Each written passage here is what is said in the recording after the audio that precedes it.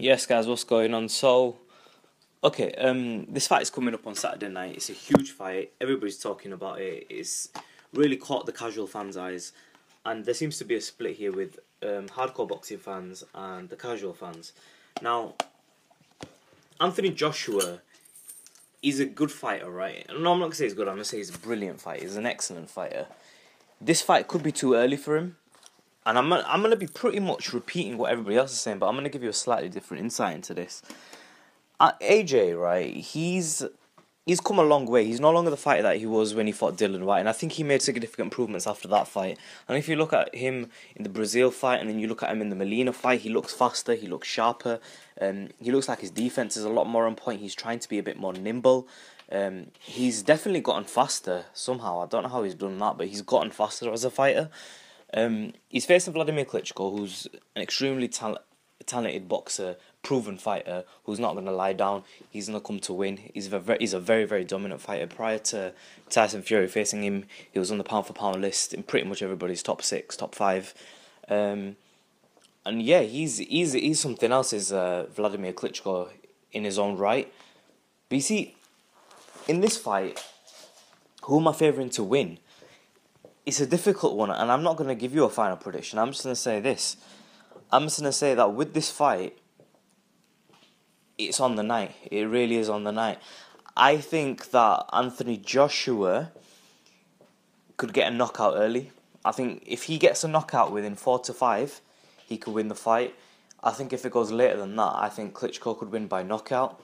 I think Anthony Joshua will fatigue at some point, and I don't think he's going to go into the fight trying to blast Klitschko out. I think that this fight is a bit early for Joshua. Yeah, he could win, but it is a bit early for him because I think he's still figuring himself out. And when you're still figuring yourself out and your method of training hasn't been perfected and you're still improving fight to fight, then you haven't peaked yet. But, I mean, if he doesn't take the Klitschko fight now, who is he going to fight and when, you know? So I think it's good that he's taken the fight, but it is a bit premature of him to take the fight. I think that Klitschko is a very dangerous fight for Joshua, and I do favour him a little bit. But I just think that Anthony Joshua has come on leaps and bounds. He's coming into his element, and I think maybe 4 fights from now, 5 fights from now, I think he's the ultimate fighter. I don't think Tyson Fury or any of these other guys are going to be able to beat him at a later stage in his career, unless Klitschko shows us otherwise tomorrow. I still think Fury is the guy. I think Fury is that guy in boxing at the moment. The dominant heavyweight. I think he's that guy. But I think Anthony Joshua is better for boxing. And like it or not, whoever you support and whoever you like, Anthony Joshua, Tyson Fury, if Anthony Joshua wins this fight, it's eventually going to happen, and we're going to see who that guy is, you know, that main dominant heavyweight. And this is the thing, I don't think Deontay Wilder, as much as I like Deontay and he's my boy, and I've got a lot of respect for him and a lot of love for him, the thing is that Deontay, Wilder, Joseph Parker and Huey, I think they're at just slightly below. I think the top 2 dominant heavyweights are Anthony Joshua and Tyson Fury, and I think that eventually that fight's going to have to go down if Anthony Joshua beats Klitschko. I think the Fury versus Joshua fight is going to be bigger than Klitschko versus Joshua, you know? And with this fight, look, Anthony Joshua currently, right, he's coming to his own element. What do I mean by that? If you look at his boxing, right, because I'm thinking, like, the way I'm talking is like you guys can see what's in my brain, you can't. When you look at Anthony Joshua as a fighter, when he used to fight, he used to come at you with his hands a bit low. Up until the Dylan White fight, he used to keep his hands low, he used to throw from the body, load up on hooks, fight on the inside. And then he found out after the Dylan White fight, hey, look, I'm a tall, rangy fighter, why am I not using my range?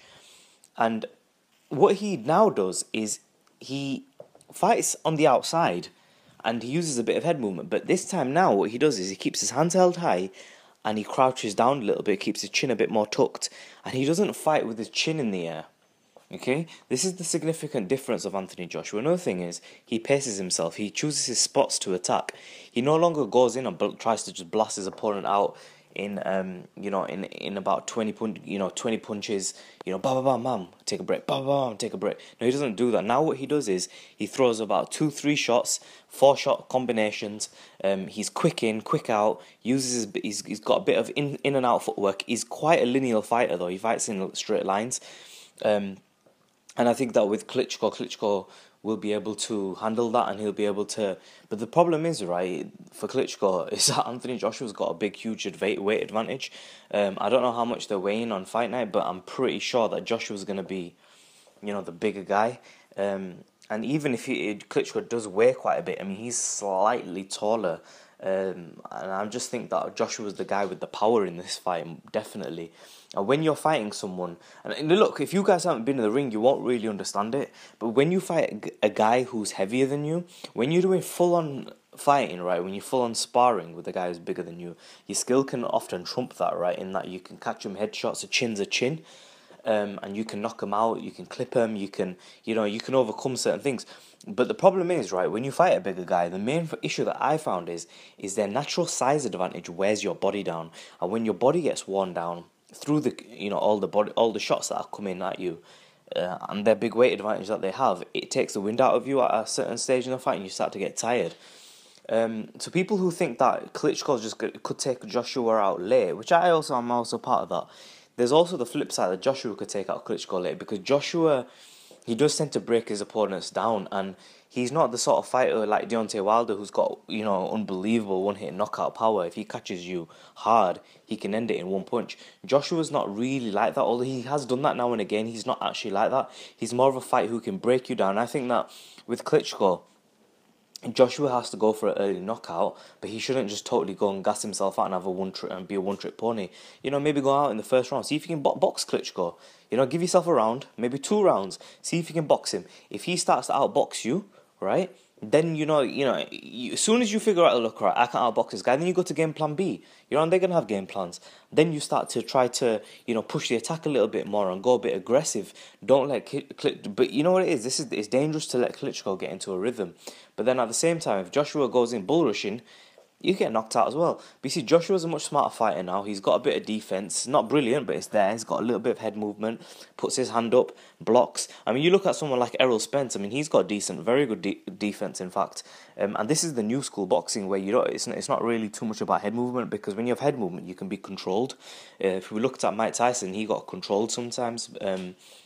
You look at Lennox Lewis, controlled him very well. But no, Tyson's a bad example because he was a lot quicker with head movement. I'd say someone like Joe Frazier and Ali. You look at the way Ali controlled Joe Frazier, and Anthony Joshua, if he starts, using too much head movement, he can get controlled. And this is the new school of boxing. If you look at Errol Spence, he uses his hands and his elbows to block up at top. Uses a bit of head movement, but really he moves his entire body out of the way. And I think, and he uses his footwork to as his defense. I think Anthony Joshua doesn't really have that sort of, lateral movement on his feet. So he should be using a bit of head movement. But when you use head movement, it also zaps energy. And Anthony Joshua is so muscle-bound that, any little thing like that can really have a big impact on him. It can gas him. So it's going to be very, very interesting to see this fight. I think that Anthony Joshua needs to go into this fight with the mentality of, I'm not going to go all out in the first round. See what's going on. Pace yourself. Give yourself about a round. See what you see.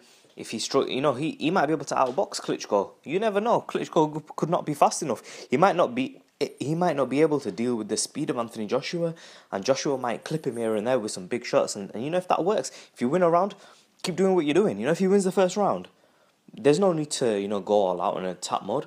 Box him the second round. Box him the third round. I'm not saying that's a likely scenario that he will outbox Klitschko. Klitschko probably will outbox him in the first round. But hey, it's a round loss. Whoop-de-doo. All you got to do from that, switch your game plan. Second round, you come out. You be a bit more aggressive. Throw more punches. By the time the second round, we're going to know by the second round how this fight's kind of going. But then it's heavyweight boxing, and heavyweight boxing, anything can happen. And at the end of it, we might just see one of them laid out on the canvas. I'll tell you something. If Joshua goes down and he gets hurt, he's not going to be... What's going to happen is Klitschko will finish him because Joshua has no balance. I saw it in the Dylan White fight. His upper body's so heavy, he goes side to side because he struggles with his equilibrium. He moves side to side, and I don't know if you guys have ever like seen a big muscular guy like in a street fight, but when they get hit, like a tall big guy, they tend to like, once they drop, they don't get back up. They struggle because they're so big. And at the end of the day, Klitschko's got 12 rounds to catch Joshua. If he can catch him, I don't see this fight going 12, to be honest. I find it difficult. I just think that Joshua doesn't have the stamina, and I think Klitschko, he's not going to allow the fight to go 12 and just lose, because he just did that with Fury, and I don't think he'll repeat that. He'll take a risk and take a chance, and if that means him getting knocked out, then that's what it means. But I think he's going to go for it. He's got nothing to lose at the end of it. He has, but not as much as Joshua. So it's going to be very interesting to see what game plans each fighter comes out with. I think in Wembley Stadium, Joshua's not going to go out to just bulldoze the guy and throw a lot of punches. I don't see that happening. I think he's going to come out. He's going to use his speed. He's going to use his head movement. He's going to try and get that right hand in. He's going to box at range. He's going to be fast in and out of his, on his feet, and he's going to box Klitschko at first. And if that doesn't work, game plan B is going to be to knock the guy out. So, let's see if Klitschko could take the body shots of Joshua.